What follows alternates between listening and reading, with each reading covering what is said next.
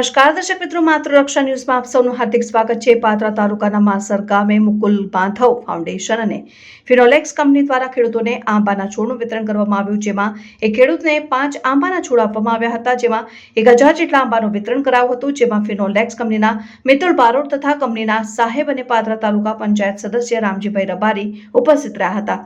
તે પ્રગટાવેલ આંબાની કલમનું વિતરણ કર્યું હતું અને પર્યાવરણને બચાવવા યોગ્ય માર્ગદર્શન આપ્યું હતું। રિપોર્ટર અલ્પેશ જાદવ, માત્ર રક્ષા ન્યૂઝ, પાદરા। નમસ્કાર।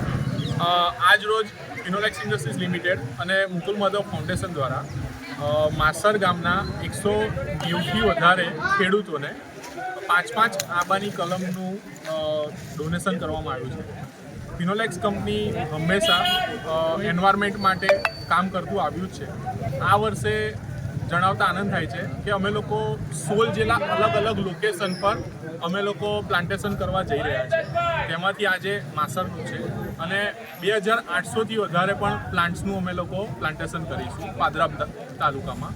અને ખાસ છેલ્લે એટલું જણાવતા આનંદ થાય છે કે ખાલી કંપની પ્લાન્ટેશન નથી કરતી, પણ એ જે તે પ્લાન્ટ આપવામાં આવે છે એ પ્લાન્ટ સરસ રીતે ઉગે અને તેનો સરસ ઉછેર થાય એનું પણ સાવચેતી રાખવામાં આવે છે।